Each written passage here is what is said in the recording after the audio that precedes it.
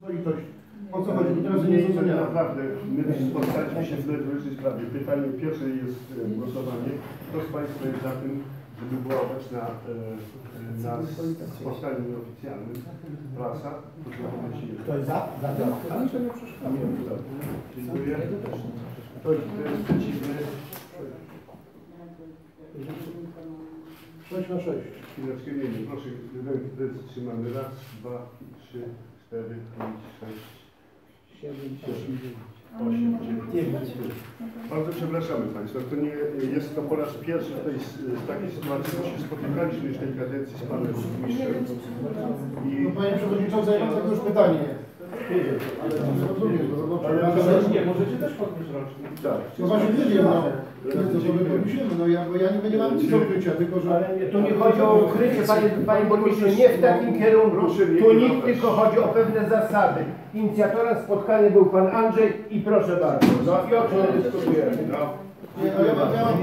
Ja bardzo przepraszam, że nie widzę siebie w tym miejscu. Ale Panie Andrzeju, Bardzo przepraszam, ale niech Pan też nie ma pretensji. Ja nie mam do Pana pretensji, bardzo dziękuję. Jeżeli mamy być postawieni pod presją, że ktoś się czuje tutaj urażony, mamy kogoś wypraszać, więc ja powiem dziękuję, nie widzę siebie w takiej roli. Chcieliśmy mieć rozmowę w cztery oczy z Panem Burmistrzem i dziękuję bardzo. Ale to nie było mówione ze mną, że ja też jestem z pracownikami. Panie Andrzeju, bo ja wszystkiego też nie znam. Dlatego są współpracownicy i pracownicy, którzy odpowiadają za dane ciało. Ja biorę odpowiedzialność za siebie. Umawiałem z Panem spotkanie, że to jest spotkanie nieoficjalne. Pan w tej chwili robi zupełnie coś innego. Jeżeli chcecie, ja po prostu chcę żyć.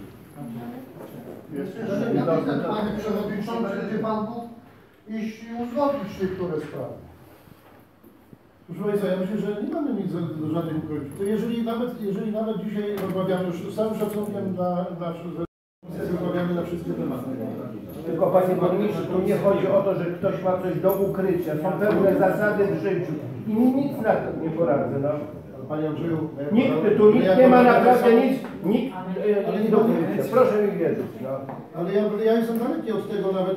Ja jestem tu akurat zaskoczony, bo ja myślałem, że my przyszliśmy mówić o konkretach sprawach miasta i gminy.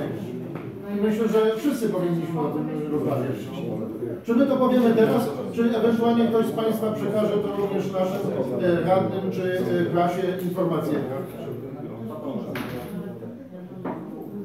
To nie ma tajemnicy państwowej tutaj, żebyśmy mieli coś mówić.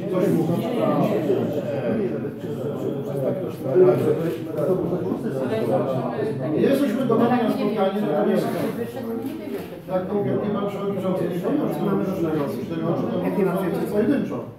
Natomiast to jest spotkanie z radą, no to jeżeli z radą, to z radą, tak? Ale jeżeli można, to słuchajcie, bo jeżeli jesteśmy...